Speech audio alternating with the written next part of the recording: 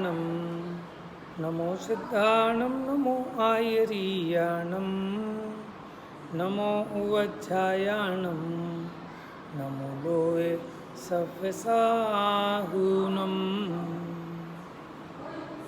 एष सुरासुरमणुसिं वन्दे गन्धोदघायिकं ममलं प्रणमामि वर्धमानं तीर्थं धम्मस्य कर्तारम्।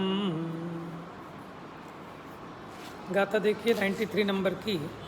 अत्थो खलु दव्वमो दव्वाणि गुणपगाणि भणिदाणि तेहिं पुणोपज्जाया पज्जय मूढ़ा ही पर समया। तो यहाँ क्या कहा था कि जो कोई भी पदार्थ हैं, पद होते हैं शब्द, उसके द्वारा जो कहे जाएं वो पदार्थ हैं, अथवा जो ज्ञान में जाने जाएं वो पदार्थ हैं। और अर्थ का अर्थ किया था ना री धातु से, कि जो प्राप्त करें, प्राप्त किए जाएं वो अर्थ हैं। ठीक है, माने जो ज्ञान में प्राप्त किए जाएं वो अर्थ हैं। अब जो भी अर्थ हैं वो द्रव्य रूप होते हैं, द्रव्यात्मक होते हैं, द्रव्य गुणात्मक होते हैं, और उन द्रव्य और गुणों की पर्याय होती हैं। और जो पर्यायों में मूढ़ हैं, पर्यायों में मूढ़ हैं, वे पर समय हैं, मिथ्या दृष्टि है। ये चर्चा अपनी चल रही है, टीका में बहुत माल है। पापा जी खोल देना। टीका में वो तो जिसकी सामर्थ्य हो वो उतना इसमें से माल निकाल ले। उन्होंने तो सूत्र लिख दिए इसमें, सारी वस्तु व्यवस्था भी बता दी। ठीक है, हाँ,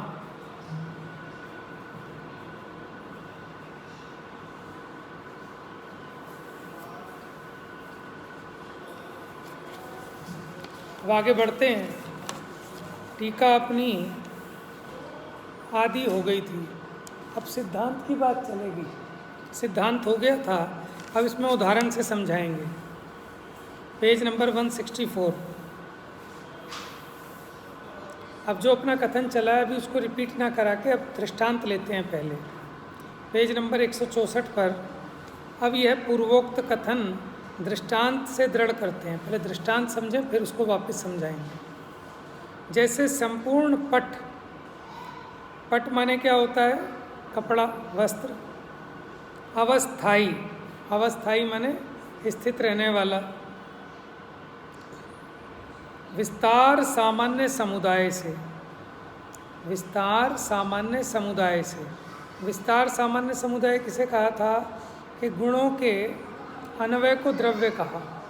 तो गुणों की तरफ से जब द्रव्य को देखा तो उसको नाम दिया विस्तार सामान्य। और दौड़ते हुए ऐसे आयत सामान्य समुदाय से रचित होता हुआ तन्मय ही है। तन्मय है माने उसमय ही है, उसमें व्याप्त है। किसमें? गुणों और पर्यायों में वो द्रव्य व्याप्त है, तन्मय है। उसी प्रकार संपूर्ण पदार्थ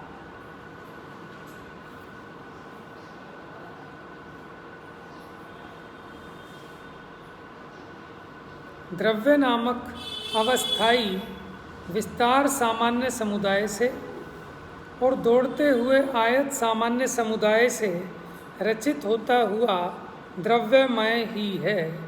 और जैसे पट में अवस्थाई विस्तार सामान्य समुदाय या दौड़ते हुए आयत सामान्य समुदाय गुणों से रचित होता हुआ गुणों से पृथक अप्राप्त होने से गुणात्मक ही है। मैंने जो द्रव्य बताया पहले तो विस्तार सामान्य कह के और आयत सामान्य कह के। अब वो द्रव्य कैसा है कि द्रव्य गुणों से पृथक प्राप्त नहीं होता, इसलिए वो गुणात्मक है, गुणमयी है। उसी प्रकार पदार्थों में पट में कह रहे हैं बस कपड़ा, कपड़ा जैसे, अब इसमें आगे करेंगे उसका खुलासा कपड़े का। कि कपड़े में चौड़ाई में अगर देखें तो उसमें एक होता है ताना, एक होता है बाना, ठीक है। उसमें ऐसा है कि ताना तो वैसे का वैसे ही रहता है चौड़ा, और बाना ऐसे लंबाई में बढ़ता रहता है। तो जो कपड़ा बुनते हैं ना, तो ताना बाना बुनते हैं, तो वो पहले उतना ताना लगाते हैं, और जो जुलाहे वगैरह है ना, वो ज़्यादा जानकारी होगी उसको। एक सीधा धागा ऐसा खींचते हैं, अब उस सीधे धागे पे लेके आगे आगे आगे आगे वो लंबे लंबे धागे बढ़ाते चले जाते हैं आगे आगे। तो उसका उदाहरण देकर यहाँ पर ये समझा रहे हैं, इसी प्रकार जो गुण हैं वो अवस्थाई हैं। जैसे वो ताना यहाँ से यहाँ तक का स्थिर रहता है उनके उसमें, और फिर वो लंबाई आगे आगे खींचते रहते हैं उसको। तो ऐसे ही गुण तो अनादि अनंत हैं, लेकिन पर्यायें निरंतर परिणमनशील हैं, आगे को बहती रहती हैं।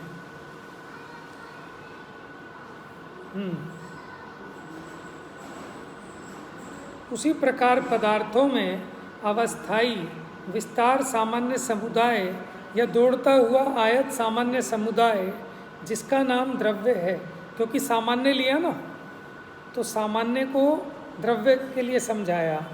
विस्तार सामान्य वो द्रव्य, और दूसरा आयत सामान्य वो भी द्रव्य, जिसको हमने कहा था कि गुणों का समुदाय वो द्रव्य, उसी प्रकार पर्यायों का समुदाय वो भी द्रव्य।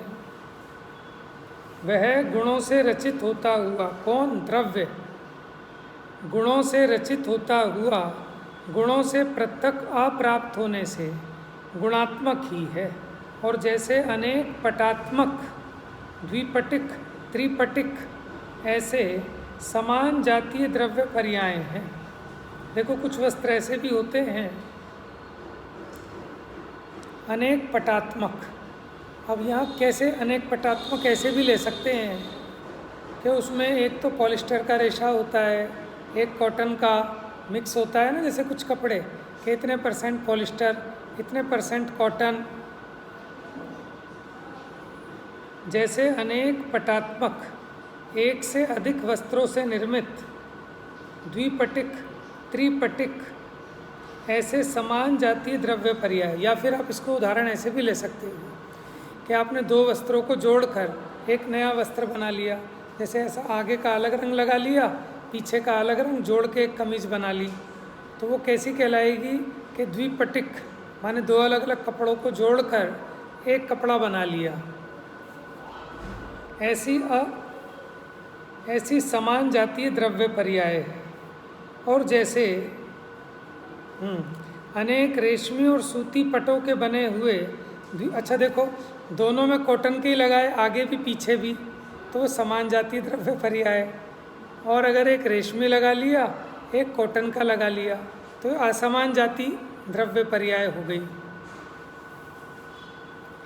और जैसे कभी पट में अपने स्थूल आगुरु लघु गुण द्वारा काल क्रम से प्रवर्तमान अनेक प्रकार रूप से परिणमित होने के कारण अनेकत्व की प्रतिपत्ति गुणात्मक स्वभाव पर्याय है।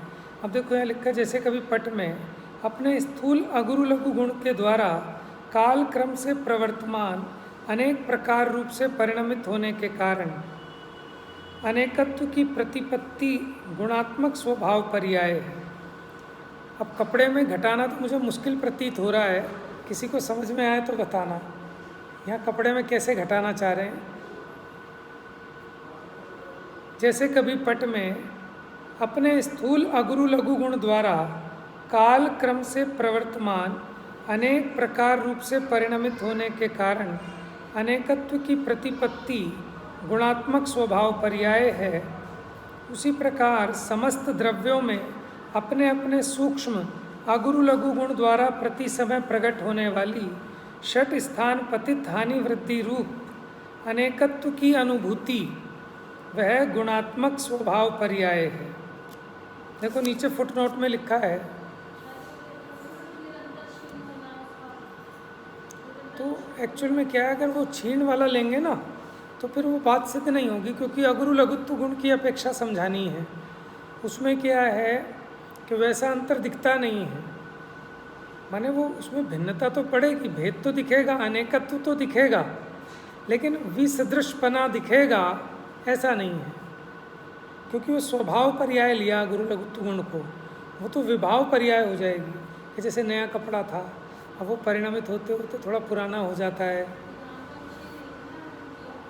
हाँ, तो अगुरु लघुत्व, लेकिन जो उदाहरण है वो तो ज्ञान का विषय बनाया है ना, तो ज्ञात के द्वारा अज्ञात को समझा रहे हैं।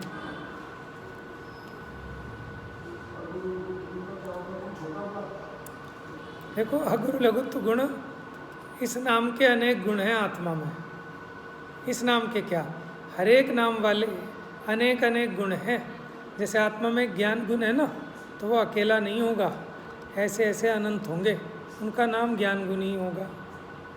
जैसे द्वीप समुद्रों में बताया था कि जम्बू द्वीप वाले असंख्यात होंगे, कि उसका रीज़न, एक सिंपल सा रीज़न है, लॉजिक है कि शब्द होते हैं सिर्फ संख्यात, और द्वीप समुद्र बताने आपको असंख्यात। तो संख्यात शब्दों से असंख्यात द्वीप समुद्र नहीं बताए जा सकते, तो फिर उसका रिपीटेशन होगा ही होगा। उसी प्रकार ये तो असंख्यात से भी अधिक हो गए। आत्मा में गुण अनंत है, और ये अनंत भी अक्षय अनंत वाला है।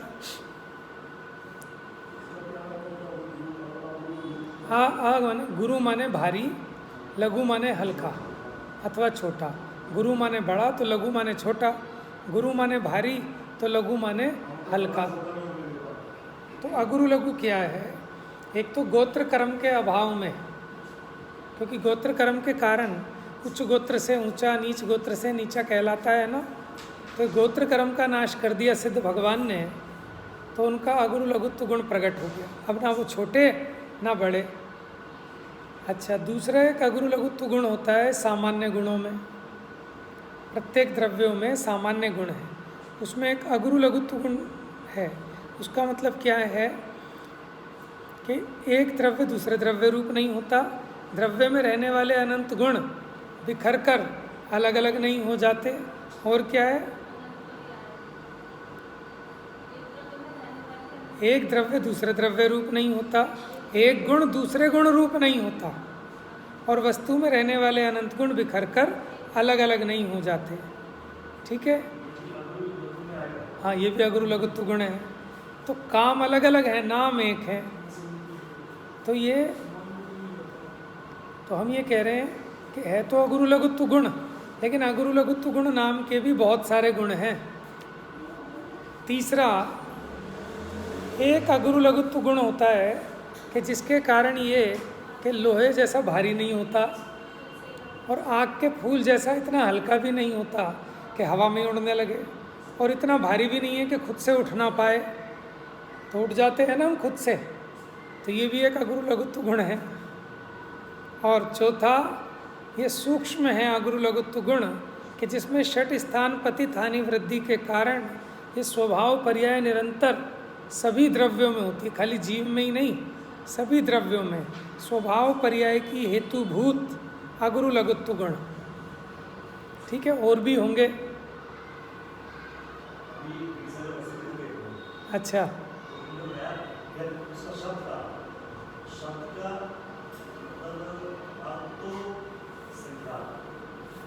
शब्द का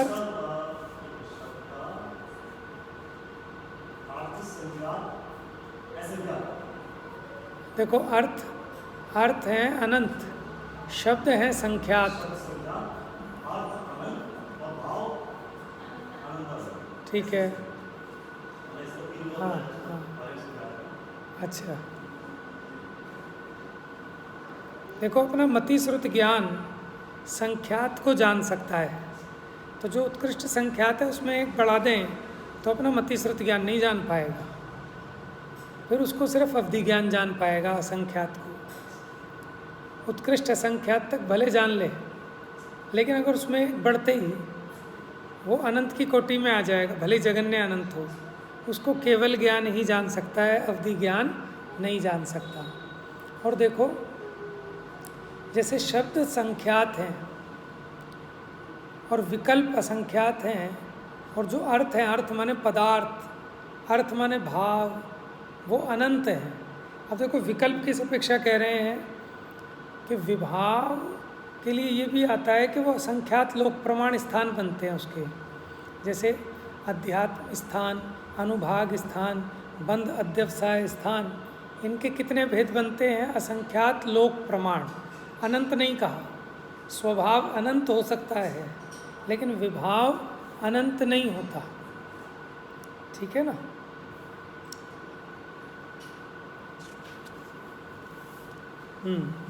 और जैसे पट, अच्छा नीचे फुटनोट देखो, द्विपटिक क्या है? दो थानों को जोड़कर बनाया गया एक वस्त्र। अगर वो दोनों थान एक जाति के हों तो समान जाति द्रव्य पर्याय, और अगर दोनों थान भिन्न भिन्न जाति के हों, एक रेशमी और एक सूती, तो असमान जाति द्रव्य पर्याय कहलाता है।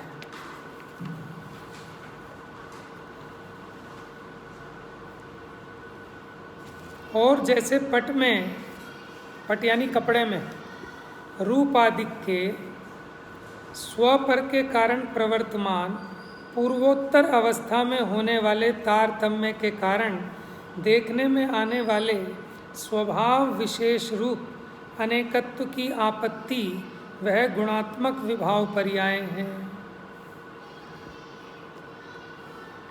देखो भैया, रूपादि के माने जो उसका रूप है, रंग है कपड़े का, उसमें स्वपर के कारण, यानी एक तो उस कपड़े की अपनी योग्यता और दूसरा बाहर का निमित्त। तो प्रवर्तमान पहले की, पूर्व माने पहले की, उत्तर माने बाद की अवस्था में होने वाले तारतम्य के कारण। अब इसमें वो उदाहरण घटित होगा कि जैसे जब नया लाए थे एकदम रंग गाढ़ा था, फिर रंग थोड़ा हल्का फीका हो गया, फिर और फीका हो गया, तो देखने में आने वाले स्वभाव विशेष रूप, अब ये स्वभाव विशेष रूप लिखा है यहाँ पर, स्वभाव विशेष रूप, क्योंकि जो विभाव है ना वो भी एक स्वभाव है। दो प्रकार के स्वभाव होते हैं, एक तो स्वभाव स्वभाव, एक विभाव स्वभाव। ऐसा भाव दीपिका जी में लिखा शुरू में ही कि स्वभाव दो तरह के, एक विभाव स्वभाव, एक स्वभाव स्वभाव कह लो, स्वभाव भाव कह लो। जो पर के निमित्त से हो वो विभाव स्वभाव, क्योंकि स्वभाव माने अपना भाव, निज भाव, जीव का अपना भाव, ठीक है। वहाँ स्वभाव का मतलब वो मत समझना जैसे हम कहते हैं कि सुख ज्ञान दर्शन ही जीव का स्वभाव। स्व माने निज का भाव, जैसे वहाँ लिखा औपशमिक छायको भावो मिश्रश्च जीवस्य स्वतत्व मोदैक पारिणामिको उच्चा। कुछ चूक गया मैं बीच में शायद, तो जीव के स्वतत्व कहा औदैक को भी, जबकि वो विभाव है। तो यहाँ स्वभाव का मतलब इसके अपने भाव हैं। ऐसे अनेकत्व की आपत्ति, आपत्ति का मतलब परेशानी नहीं है, आपत्ति का मतलब आपतित यानी आ पड़ना, वह गुणात्मक विभाव पर्याय है।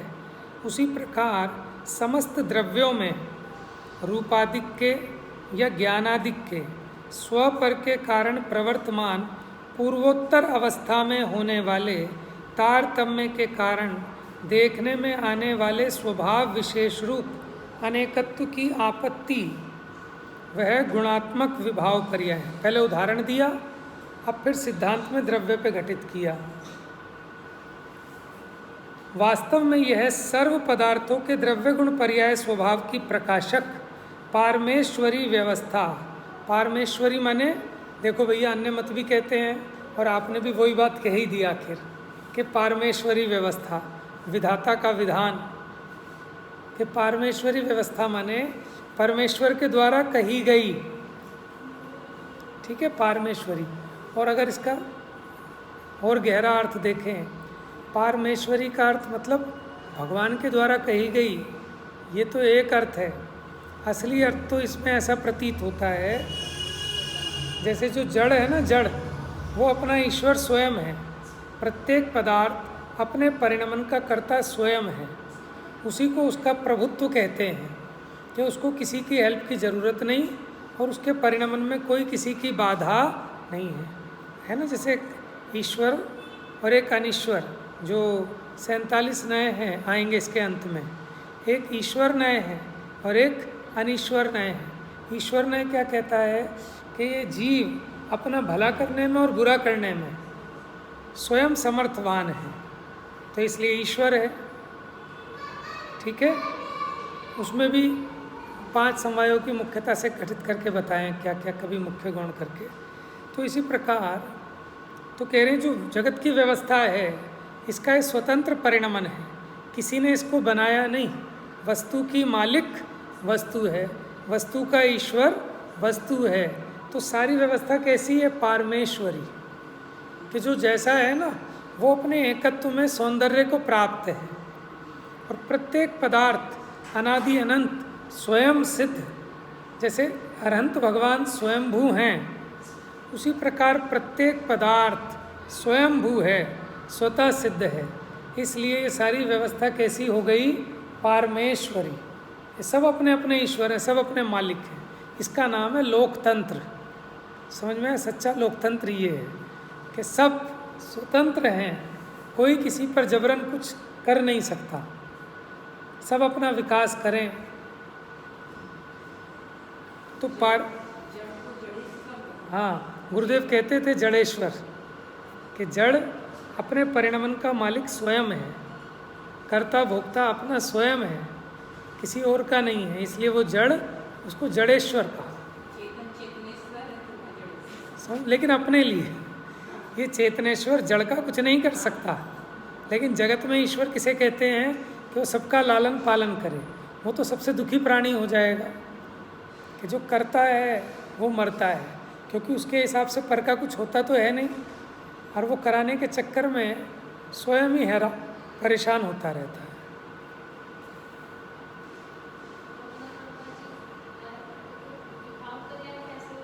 क्या चीज़? तो करता है ना, इसलिए होती है। यानी क्या बात कर रहे हो? क्यों नहीं चाहता? हर व्यक्ति चाहता है कि मेरे पे जो है गाड़ी हो, बंगला हो, मैं ऐसे मौज करूं, वैसे मौज करूं। राग द्वेष के पोषण में लगे नहीं सारे संसारी प्राणी। वो और क्या चाहते हैं? धर्म जो कर रहे हैं काहे के लिए कर रहे हैं? अपने वो राग के पोषण के लिए। अज्ञानी प्राणी तो सब यही चाहते हैं। वो तो ज्ञानी है जो ये चाहता है। समझ में आया? तो वो अपना परिणाम स्वरूप होता है, वो सिद्धि को प्राप्त होता है। टोडरमल जी ने लिखा पुरुषार्थ से ही मोक्ष प्राप्ति। तो जो जैसा पुरुषार्थ करता है वो वैसे पद को पाता है। अज्ञानी अज्ञान रूप पुरुषार्थ कर रहा है तो वैसे 4 गति में भ्रम रहा है, उसको मज़ा आ रहा है उसमें। देखो, हर एक तरह के अलग अलग लोग हैं। जब हम छोटे थे तो हमारे मम्मी पापा कहते थे इन बच्चों को पता नहीं क्या धूप में क्या खेलने में मज़ा आता है, गली में निकल जाएंगे। हम सोचते थे पता नहीं लोग बाग क्यों सोने में मज़ा आता है, सो जाएंगे चुपचाप पढ़ के। ठीक है, तो अब क्या है ये? अब कोई सोचे कि ये जो बच्चे हैं इन्हें कोई ज़बरदस्ती धूप में मेहनत करा रहा है, इतने पसीने पसीने हो रहे हैं वो बच्चे धूप में जो खेलते हैं। ठीक है, वो अपना उसी में वो पुरुषार्थ कर रहे हैं और उसी में मस्त हैं। अभव्य जीव, हमें लगता है उसे किसने दंड दे दिया। अरे वो जो जीव जैसी पर्याय में है वो उसी में मस्त है, उसी पर्याय में तन्मय हो रहा है। अभव्य अपना उसी प्रकार का पुरुषार्थ कर रहा है, भव्य अपना उस प्रकार का पुरुषार्थ कर रहा है। माने जगत में जो व्यवस्था है वो सब सुंदर है। आपको कुछ विकल्प किसी दूसरे का करने की आवश्यकता ही, और जगत में कोई अन्याय नहीं होता कि वो पुरुषार्थ तो सम्यक कर रहा हो लेकिन उसके भाग्य साथ नहीं दे रहा।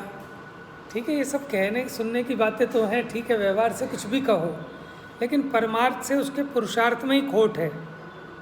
बोलो।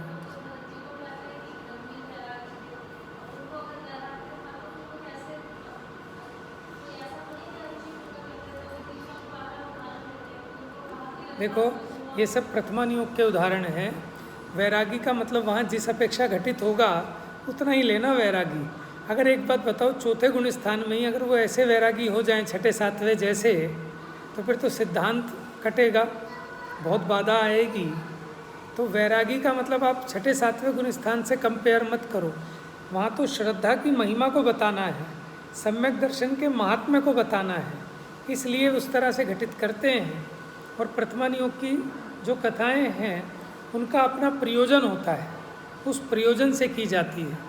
जो कहते हैं भरत जी घर में ही वैरागी, तो वहाँ वैराग्य का मतलब क्या है? मिथ्यात्व और अनंतानुबंधी कषाय के अभाव में, ठीक है, जो विशुद्धता उत्पन्न हुई, और जोर देना वहाँ उनकी श्रद्धा पर कि वो भोगों में लग रहे हैं, लेकिन भोगों को उपादेय 1% भी नहीं मानते है।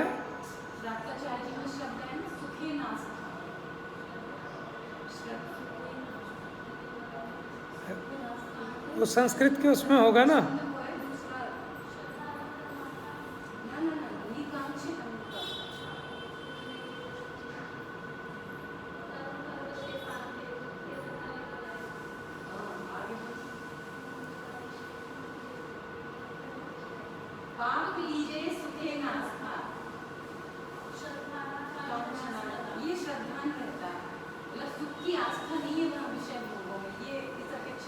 हाँ, माने वो लग तो रहे हैं उसमें। अब आप कहोगे कि जगत में ऐसा कौन मूर्ख होगा कि जिसको कुछ नहीं चाहिए फिर वो काम करेगा, क्योंकि मंद से मंद निरुद्यमी भी बिना प्रयोजन के उस काम में नहीं लगते, ठीक है ना। अच्छा चलो बाकी चीज़ें समझ लें। वो वन क्रीड़ा पे क्यों जा रहे हैं? जब उन्हें दिख रहा है कि आनंद तो आत्मा में है, ठीक है, बसंत ऋतु में वन क्रीड़ा में क्यों जा रहे हैं वो? उन्हें पता है कुछ नहीं विजय करना, अपने स्वरूप पे विजय प्राप्त कर लो। फिर दिग्विजय पे क्यों जा रहे हैं? फिर आप कहते हो साहब उनका नियोग ऐसा है कि आप तो हमको फंसा रहे हो। एक तरफ आप कहते हो कर्म ज़बरदस्ती कुछ नहीं कर सकता, ये बढ़िया है आपका। ऐसे ही तो मुमुक्षु करते हैं कि खाओ पियो मौज करो, कि साहब क्या करें, ये तो कर्म का उदय है इसलिए दुकान पे जाना पड़ रहा है। आज कर्म का उदय ऐसा था इसलिए मूवी जाना पड़ा, कर्म का उदय ऐसा था इसलिए मनाली शिमला जाना पड़ गया, लेकिन मैं तो अपने स्वरूप में ही रहा ना, मैं अपने स्वरूप से बाहर गया ही नहीं। तो ये चीज़ें समझाना बहुत सावधानी की ज़रूरत है। नहीं, अतिशोक्ति अलंकार तो दूसरी बात है, हमें समझना पड़ेगा वहाँ श्रद्धान की महिमा को बताना है। माने उनके श्रद्धान में कैसी दृढ़ता थी, तो सम्यक दृष्टि की, वही तो कहते हैं मुझे रीति लगत है अटापटी।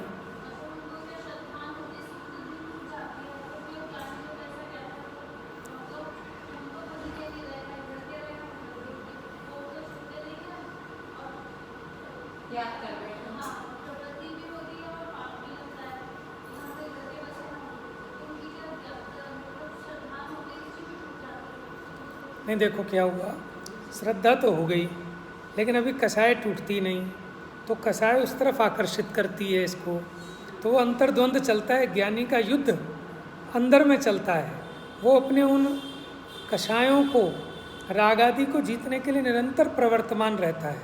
उसकी नज़र है, समझ में, जैसे वो गुरुदेव को कोई कहता था कि गुरुदेव वहाँ तो ऐसा आया, आप ऐसा बदी खबर छे कि पता है कि एक अंडर सर्विलेंस है, वो लिखा होता है ना कि आप सीसीटीवी कैमरे की निगरानी में, हमें दिख रहा है कि आप कर रहे हो सब, लेकिन आप पर नज़र है, बस इतना ही अंतर है। अज्ञानी उसमें गाफिल हो जाता है, उसको भेद ज्ञान की नज़र नहीं है। ज्ञानी को दिख रहा है कि मेरे को ये राग उत्पन्न हो रहा है और ये राग आकुलता उपजा रहा है और पीड़ा सही नहीं जा रही क्योंकि कमजोरी है अभी, तो उस विषय में लगता भी है, उसका खेद भी, हाँ, वो कषाय की पीड़ा, हाँ, कषाय की पीड़ा सही नहीं जा रही। देखो श्रद्धा में, बस देखो श्रद्धा में आनंद नहीं मानता, माने उसको उपादेपना नहीं है उसमें, लेकिन उसकी कषाय उसे बहुत पीड़ित करती है, तो उसमें लगने पर इलाज मात्र, वो कषाय थोड़ी शांत होती है, वो आनंद होता है, लेकिन उसको खतौनी बराबर है कि विषय भोग का आनंद नहीं हुआ। आनंद वो कषाय की पीड़ा थोड़ी घटी, वो जो इच्छा ज़्यादा परेशान कर रही थी वो इच्छा थोड़ी मिटी, तो उसके बल पर वो आनंद हुआ। लेकिन विषय भोग में से आनंद, और अज्ञानी क्या मानता है कि विषय में से ही आनंद आया। जैसे किसी को 500 का दंड होता था, 100 रुपये देकर छूट गया, तो ज्ञानी भी खुश होगा और अज्ञानी भी। अज्ञानी इसलिए खुश होगा कि छूट गया, समझ में आया। ज्ञानी किस लिए खुश होगा कि वो, उसका निर्णय ये है कि खुश इसलिए नहीं है कि 100 रुपये दे दिए, अज्ञानी तो इसलिए खुश है कि 100 रुपये दे दिए, 100 रुपये दे दिए, वो अज्ञानी है। ज्ञानी 100 रुपये देने का तो गम है, लेकिन हर्ष इस बात का है कि 400 रुपये बचे। समझ में आया? तो ऐसे ही ज्ञानी को क्या है कि अंदर में एक द्वंद्व चलता है, क्योंकि उसको दिख रहा है, अज्ञानी को तो दिख ही नहीं रहा। देखो, माने जो देख सोच के खाते हैं ना, उन्हीं के खाने में अंतराय आते हैं। ओके, हमारे तो आज तक अंतराय नहीं आया, पता नहीं तुम लेके बैठोगे और तुम्हारे ही अंतराय आएगा। कि अंतराय किसके आएगा? कि जो देख के खाएगा। जो देखेगा ही नहीं, आसक्ति इतनी तीव्र है, उसको क्या अंतराय आएगा? समझ में? अपेक्षाएं अनेक हैं। और हमारी मम्मी बचपन में हमें यही कहती, तेरे में ही निकलेगा बाल, तेरी प्लेट में और किसी के नहीं निकलेगा, सब ने खा लिया और तेरी प्लेट में ही बाल आएगा।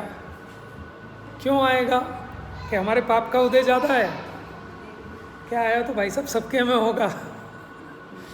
ठीक है, अब जो देख के खा लेगा तो उसे दिख जाएगा। तो अब कोई कहे कि ज्ञानी तो कंफ्यूज है, उसके इतना अंतर्द्वंद चलता है, हम मस्त हैं, एक ही सिंगल माइंड है, खाओ पियो मौज करो। ये सब कहने में अच्छी लगती हैं, हाँ विचारित रम में है कि तुम हर वक्त इतने टेरर में जी रहे। अज्ञानी हमेशा भयभीत है, बहुत ज़्यादा भयाक्रांत है, लेकिन वो कभी विचार नहीं कर रहा उस चीज़ का। समझ में? हर समय उसके प्राण पखेरु उड़े हुए हैं कि कहीं कोई डकैती ना पड़ जाए, कहीं कोई मुझे मार ना दे, कहीं मेरे शरीर में कोई रोग ना आ जाए, कहीं मेरा एक्सीडेंट ना हो जाए, कहीं इनकम टैक्स का छापा ना पड़ जाए, कहीं ये चोर लोग मेरे बच्चे को फिरौती के लिए उठा ना ले। हमेशा आकुलित व्याकुलित हैं कि मेरे शेयर कहीं डाउन ना हो जाए, मेरी दुकान के सामने कहीं मेरी जैसी दूसरी दुकान ना खुल जाए। समझ में आया? कितना भयाक्रांत है। ज्ञानी के तो अपने भीतर में रस्सा कशी चलती है कि वो अपनी परिणति को संभालने की चेष्टा करता है, फिर वो कषाय जोर मारती है, फिर इधर अपना ज्ञानाभ्यास करता है, फिर उधर कषाय जोर मारती है। तो इससे ताकत बढ़ती जाती है। जैसे कोई पहलवान, ठीक है ना, ताकत का काम करता है, दंड लगाता है, माने वो वज़न उठाता है, तो वो वज़न उठाते उठाते धीरे धीरे उसकी ताकत बढ़ती जाती है। उसी प्रकार ये जो भीतर में इसका अंतरंग में अभ्यास चलता है, उसके बल पर इसकी सामर्थ्य, इसकी विशुद्धता बढ़ती जाती है और कमजोरी मिटती जाती है। इसमें भी ये बात ध्यान रखना कि एक व्यक्ति कैंसर का मरीज, हम गए देखने, हमने पूछा साहब कैसे हो? कि साहब बहुत कमजोरी आ रही है। कि भैया कमजोरी को भूल जाओ, अभी तुम्हें दूध घी पिला के ताकत नहीं दिलानी, क्योंकि जो ताकत जाएगी वो सारी की सारी कैंसर को मिलेगी ताकत, माने उन कीटाणुओं को बल मिलेगा। तो अभी तो कहते हैं जो खा रहे हो सब बंद कर दो कि खुराक बंद हो जाए उनकी। कहते हैं कि पहले रोग ठीक होना चाहिए, कमजोरी की चिंता नहीं है, कमजोरी बाद में मेट लेंगे, पहले रोग मिटना चाहिए। तो मिथ्यात्व है रोग, ठीक है, और मिथ्यात्व मिटने के बाद कहा जाता है कि साहब कमजोरी है। जिसका अभी रोग ही नहीं मिटा है, हार्ट का ऑपरेशन होना और उसका कमजोरी है, भैया कमजोरी नहीं होगी तो क्या पहलवानी होगी वहाँ पे? जिसके हार्ट में भी स्टंट पड़ने हैं, सब कुछ फेल हो गया, हार्ट फेल हो गया उसका बेचारे का। तो कमजोरी कब कही जाएगी? कि जब रोग मिट गया, उसका ऑपरेशन हो गया, ठीक हो गया, अब वो कहेगा कि साहब कमजोरी है, कि साहब वो तो धीरे धीरे जाएगी। यही कहता है ना हर कोई। ऐसे ही माने भरत चक्रवर्ती के मिथ्यात्व रूपी रोग तो चला गया, लेकिन कमजोरी अभी भी है। काहे की कमजोरी? कि वो भी कषायों की पीड़ा है, और उस कमजोरी को मिटाने का यथासाध्य प्रयास भी हो रहा है।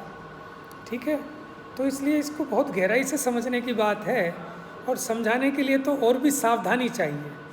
पहले तो हम खुद समझें और फिर दूसरे को समझाने में सावधानी की बहुत ज़रूरत है, क्योंकि ये जीव बड़ी जल्दी छल ग्रहण करने को तैयार है। तो भरत जी घर में ही वैराग्य, ऐसा वैराग्य हमें बड़ा अच्छा लगता है। हमें ऐसा धर्म बड़ा अच्छा लगता है जिसमें बढ़िया एसी लगे हों। हम नए नए लगे इस लाइन पर, तो हमने देखा भाई ये तो बड़ा अच्छा धर्म है कि बढ़िया, जहाँ हॉल में प्रवचन हो रहा है वहाँ बढ़िया एसी लगे हुए हैं, खाने की बढ़िया व्यवस्था, सोने को बढ़िया व्यवस्था, हर तरह की मतलब बढ़िया। और दूसरी जगह जाओ, वहाँ ना खाने की व्यवस्था, वो कहेंगे ऐसा कर लो, वैसा कर लो, उपवास कर लो, वहाँ हम सूखे जा रहे थे। ठीक है, तो जीव बड़ी जल्दी स्वच्छंदता धारण करता है कि आपने बढ़िया बात बता दी कि खाना पीना है तो जड़ की क्रिया है। हमने तो 5 साल ऐसे ही खराब कर दिए उपवास करने के चक्कर में, और हमें अब पता चला कि धर्म कुछ हुआ ही नहीं, कि अभी भी पता नहीं चला। क्यों? कि श्रद्धा सही नहीं हुई। देखो, जो एक भी उपवास नहीं कर पा रहा लेकिन उसको उपवास भला लगता है, बात समझ रहे हो? तप नहीं कर पा रहा लेकिन तप भला लगता है, कष्टकर नहीं लगता, वो खुद कर नहीं पा रहा सामर्थ्यहीनता की वजह से, लेकिन उसको वो चीज़ रुचती है। अगर तुम्हें तप सुनते ही एलर्जी लगती है, भयभीतपना लगता है, दुख रूप लगता है, ठीक है ना, तो आप समझ लेना अभी आपकी श्रद्धा भी ठीक नहीं है।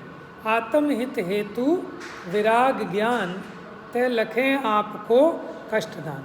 अब उसे भले बुरे का विवेक हो गया है, श्रद्धा हो गई है, लेकिन कसाय के कारण बह जाता है, समझ में आया? लेकिन फिर उसका प्रतिक्रमण करता है, तो इसीलिए तो उसका चारित्र बढ़ गया। ऐसे ही थोड़ी कपड़े उतर के और मोक्ष हो गया, समझ में आया? तुम उनके जैसे वैरागी बनो तो फिर देखो ऐसे बनो कि जाओ फिर मोक्ष। तो इसलिए स्वच्छंदता नहीं करना, ठीक है? उसका किन्होंने, हाँ हाँ, राग उदय भोग भाव लागत सुहावने से, बिना राग ऐसे लागे जैसे नाग कारे। बिल्कुल। राग ही सो पाग रहे जग में सदीव जीव, बिन राग जैसे भट्टा पच काहू काहू को बयान। किसी को तो वो भट्टा उसमें दृष्टांत दिया, किसी को उल्टी हो जाती है, वैसे रागी और वैरागी। देखो यही अंतर है कि देखो श्रद्धान पलटने की बात है, किसी को तो उसमें आनंद लग रहा है और किसी को लग रहा है कि काले नाग हैं, समझ में आया? कि जिसको पहचान हो गई, समझ में आ गया। आप ही सोचो, फ्री में लंगर लगे और कचौड़ी पूड़ी मिले आपकी मनपसंद स्वादिष्ट। अब बताओ, जब हम छोटे थे ना तो हमने देखा कि कोई लाया मिठाई का डब्बा और उस आदमी ने नन्ना सा उठाया, इतना सा, हम कहते थे बड़ा पागल है, कोई पूरा पीस उठाया, मिठाई मिल रही है खाने को और कोई पैसे नहीं ले रहे फ्री में, फिर भी इतना सा चुटकी भरते हैं और खा लिया। ठीक है, तो क्या है कि वो बेवकूफ़ हैं, शादी में जा रहे हैं, 100 रुपये का लिफाफा दे के आ रहे हैं, फिर भी कुछ नहीं खा रहे। बड़े बेवकूफ़ हैं। बेवकूफ़ नहीं है, वो बहुत समझदार हैं। और दूसरे वाले बेवकूफ़ हैं जो सोचते हैं फ्री के लड्डू हैं तो 10 खा लो। क्यों? क्योंकि वो रोग को उत्पन्न करने वाले हैं, हाजमे को खराब करने वाले हैं, तो इसको विवेक है। अच्छा, ऐसे ही ज्ञानी को अब वो चीज़ मिठाई जो समझदार व्यक्ति है उसको बुरी लगती है, अब उसमें उपादेपना नहीं लगता, वो तो आपका मन रखने के लिए कि आपका जन्म दिवस था, ठीक है, आपके कोई वो था, तो उसने आपका मन रखने के लिए खा लिया, लेकिन उसको खाने में उपादेपना नहीं है। और एक दूसरा व्यक्ति भले ही खा नहीं पाया शर्म के मारे, लेकिन उसको पूरा उपादेपना पड़ा है। बात समझ में आ रही है? श्रद्धा में अब टाइम चेंज हो गया, लोग फ्री का मिले ना तो भी खा के राजी नहीं, क्योंकि उनको पता है हेल्थ पहले है, जो हेल्थ कॉन्शियस है। उसी प्रकार जो आत्म कॉन्शियस है, आत्म जागृत है, आत्मा के लिए सावधान है, तो वो जानता है कि जगत जिसको भला मान रहा है ये सब काले नाग के समान है, ये भोग बुरे हैं। तो बुरे लग रहे हैं तो फिर क्यों लग रहे हो खुद में, कि अब बस क्या बताएं, है आपतित, समझ में? जैसे कोई पकड़े हुए, कोतवाल के द्वारा पकड़े हुए वो चोर की भांति, कि कौन चाहता है कि मैं कैद में रहूं, है? कौन चाहता है कि मैं पिटाई खाऊं? कि अगर स्वतंत्रता होती तो बिल्कुल नहीं खाता, बिल्कुल नहीं बंद रहता, लेकिन आपतित है।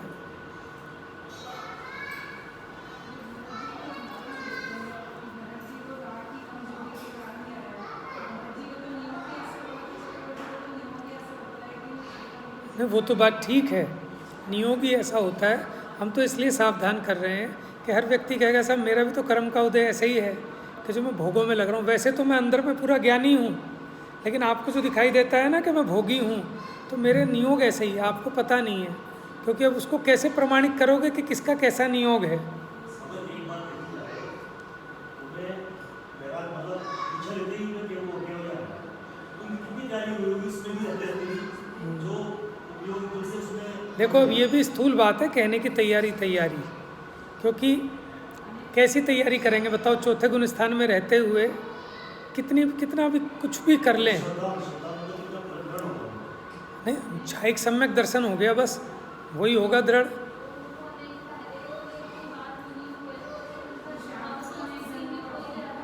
क्या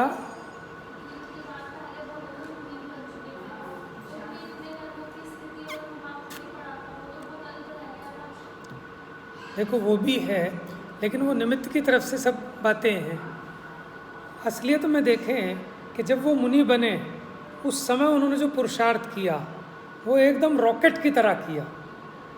और असली पुरुषार्थ तो मोक्ष का क्या है कि वो अंतर मुहूर्त का, जो मोक्ष जाने से अंतर मुहूर्त पहले जो श्रेणी मांडी, ठीक है ना, वो है असली पुरुषार्थ। और उसी पुरुषार्थ से आगे मोक्ष होता है, केवल ज्ञान होता है श्रेणी मांडने से। अब अगर कोई बाहुबली जी 1 साल तक खड़े रहे, आपको लगेगा बहुत तपस्या की, ठीक है, हालांकि अंदर में 6वां 7वां गुण स्थान था, लेकिन जिससे केवल ज्ञान होता वो पुरुषार्थ तो हुआ ही नहीं, वो तो श्रेणी के गुण स्थानों में ही होगा। तो चौथे गुण स्थान में रहता हुआ कितना भी कुछ कर ले,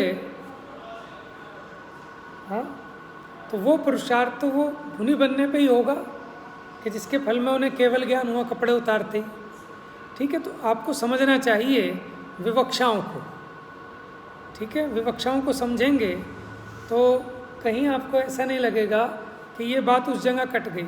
हम विवक्षा को नहीं समझते और एकांत मान बैठते हैं, तो जब हम उपादान की बात कहते हैं तो कहते क्या उस शास्त्र में गलत लिखा है? अरे तुमने गलत समझा है, उसमें गलत नहीं लिखा, वहाँ निमित्त की मुख्यता से कथन था, यहाँ उपादान की मुख्यता से कथन है। जब हम कहते हैं उसका नियोग है, तो फिर आप कहोगे तो कर्म के उदय की बलजबरी हो गई, फिर मतलब वो तो पराधीन हो गया कर्म के, बात कटेगी ना अपनी। तो इसलिए उसको ठीक से समझना कि अपना स्ववचन बाधित ना हो और पूर्वा पर विरोध भी ना आए, नहीं तो अपना जो पहला हुआ समझा ज्ञान है वो आगे सीखने में बाधक बन जाता है। जबकि ज्ञान ऐसा होना चाहिए जो पहले सीखा हुआ है वो आगे का सीखने में साधक होना चाहिए, ना कि बाधक, ठीक है ना। तो जो अनेकांत दृष्टि को रखकर पढ़ेगा समझेगा तो उसके लिए वो साधन बनेगा, और जो एकांत से पढ़ेगा उसको वो बाधक होगा, आगे का ज्ञान ही नहीं हो पाएगा। समय हो गया है, अब इसमें तो ज़्यादा मुझे समझ में नहीं आ रहा कि जितना अपनी ताकत थी हमने समझ लिया।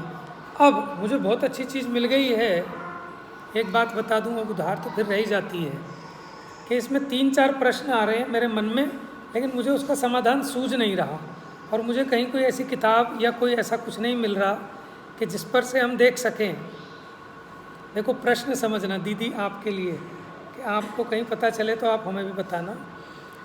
एक तो इसमें ये जो अगुरु लघुत्व की बात आई कि उसको स्वभाव पर्याय कहा, और उसके बाद में नीचे विभाव पर्याय कहा। तो जो अगुरु लघुत्व वाली पर्याय है वो तो संसारी और सिद्ध सबको है, लेकिन जैसे अब सम्यक दर्शन की पर्याय है अथवा केवल ज्ञान की पर्याय है, वो इस अगुरु लघुत्व वाली स्वभाव पर्याय में तो आएगी नहीं। और उसके बाद इन्होंने विभाव पर्याय ले ली, तो फिर वो जो केवल ज्ञान आदि की स्वभाव पर्याय वो कहाँ गई? या फिर जो लास्ट में इन्होंने जो विभाव पर्याय बताया उसमें क्या वो दोनों आ जाएंगी, स्वभाव पर्याय भी और विभाव पर्याय भी, ठीक है ना। ये एक प्रश्न है इसमें।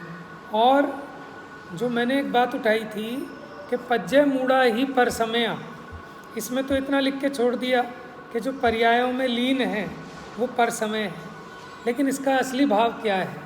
तो मैं अभी ये जयसेनाचार्य की टीका देख रहा था, ये जयसेनाचार्य की टीका में, जयसेनाचार्य की टीका में तो नहीं मिला मुझको, लेकिन यहाँ कोट किया है अलग से। हाँ, यहाँ अलग से लिखा, हाँ नहीं इसमें भी आ गया, जयसेनाचार्य ने भी लिख दिया। देखो पज्जय मूढ़ा ही पर समया, सुनना 1 मिनट, क्योंकि इस प्रकार द्रव्य गुण पर्याय की जानकारी के संबंध में जो मूढ़ हैं, अज्ञानी हैं, उन्होंने पज्जय मूढ़ों में खाली पर्याय नहीं लिया। इस प्रकार द्रव्य गुण पर्याय की जानकारी के संबंध में जो मूढ़ अज्ञानी हैं अथवा नारक आदि पर्याय रूप में नहीं हूँ, इस प्रकार के भेद विज्ञान में जो अज्ञानी हैं, ये नहीं कहा कि केवल ज्ञान आदि पर्याय रूप में नहीं हूँ, ज्ञान दर्शन चारित्र पर्याय रूप में नहीं हूँ, इसमें है। अच्छा, हाँ, इस प्रकार के भेद विज्ञान में जो अज्ञानी हैं वे पर समय मिथ्या दृष्टि हैं। इसलिए परमेश्वर वीतराग सर्वज्ञ देव द्वारा कही गई द्रव्य गुण पर्याय की व्याख्या समीचीन कल्याणकारी है। ठीक है। और देखो, वो कहते हैं आचार्य प्रभाचंद्र जी की एक टीका है, उसका नाम मेरे ख्याल से सरोज भास्कर है या क्या है। आचार्य प्रभाचंद्र की भी एक टीका है, सरोज भास्कर है शायद। वहाँ वो क्या लिखते हैं, देखो, सर्वज्ञ भगवान द्वारा कहे गए संपूर्ण पदार्थों द्रव्य गुण पर्यायों में मूढ़ का अर्थ यथार्थ स्वरूप की अप्रतिपत्ति लक्षण मोह से ग्रस्त है। तो उन्होंने मूढ़ का अर्थ क्या किया कि जो मोह से ग्रस्त है, माने अज्ञान है, मूढ़ भाव है द्रव्य गुण पर्याय का। लेकिन हम एक ही अर्थ का एकांत करते हैं कि जो पर्याय में मूढ़ है माने लीन है। पर्याय में लीन कैसे कि पर्याय रूप में हूँ, तो मैं कहता हूँ जो अपनी पर्याय है उसे आप रूप मानो। टोडरमल जी ने भी लिखा है कि ये जो जीव का अपना राग भाव है उसका तो कर्तृत्व भी करना, ठीक है ना, कि ये तो मेरा ही भाव है, नहीं तो मिटाएगा क्यों। लेकिन आप पर्याय के संबंध में जो अज्ञान है कि, और कौन से अज्ञान की बात, कि जो नरक नारक आदि पर्याय है इसी को अपना पर्याय मान बैठा, ये मिथ्या है। और उसमें भी अगर व्यवहार से माने, संयोग की अपेक्षा माने कि मैं मनुष्य हूँ, मैं मनुष्य अपने को मनुष्य नहीं मानूंगा, तो भी तो मिथ्यापना होगा। तो व्यवहार तरीके सत्यार्थ, लेकिन इतना ही मात्र मैं हूँ, यही मेरा स्वरूप है, ऐसा ना मानकर मेरे जो अनंत गुण हैं उनका जो परिणमन है वास्तव में वो मेरी दशा है। ये दशा मेरा यथार्थ स्वरूप नहीं है, ये वर्तमान में अभी स्वांग है। लेकिन स्वांग को स्वांग भी ना जाने तो भी काम नहीं चलेगा। स्वांग को जाने भी और स्वांग को माने भी, लेकिन स्वांग को स्वांग माने। जो व्यवहारने का विषय है, हाँ, स्वांग को स्वरूप मान बैठता है, उसकी आपत्ति है। तो मैं मनुष्य हूँ और मैं मेरे को मनुष्य मानता हूँ, देव नहीं मानता। अब कोई कहे तो मिथ्या दृष्टि हो गए तो, और लोग उदाहरण भी देते हैं। क्या भरत चक्रवर्ती अपने को चक्रवर्ती मानते थे तो और क्या अपने को गरीब मानते थे? ऐसे थोड़ी ऐसे छोड़े होके बैठते थे, ऐसे बढ़िया कपड़े पहन के, ऐसे थोड़ी दिग्विजय करने गए कि मेरी आज्ञा मानो। ऐसी थोड़ी बाहुबली पे चक्र छोड़ दिया था, ऐसी थोड़ी 3 युद्ध लड़े। समझ में आ रहे हो? लेकिन मान रहे हैं जिस अपेक्षा हैं उस अपेक्षा, नहीं तो वो लोकाचार ही नहीं चल पाएगा। समझ में आया? तो मुनिराज अपने को मुनि मानते हैं कि नहीं मानते? कि अगर मुनिराज अपने को मुनि माने तो मिथ्या दृष्टि है। तो ये कथन सही है? ये सही नहीं है कथन कि मुनि अगर अपने को मुनि माने तो मिथ्या दृष्टि। कि भाई क्यों मिथ्या दृष्टि? कि जिस अपेक्षा है उस अपेक्षा माने तो क्या आपत्ति है? समझ में आया ना? हाँ, बस इस मुनिपने में ही संतुष्ट हो जाए, अपने को आत्मा स्वरूप ना जाने। एकांत का निषेध है, अनेकांत से सब सदता है। जा वाणी के ज्ञान से सूझे लोकालो, सो वाणी मस्तक नमो सदा देत हूँ धो।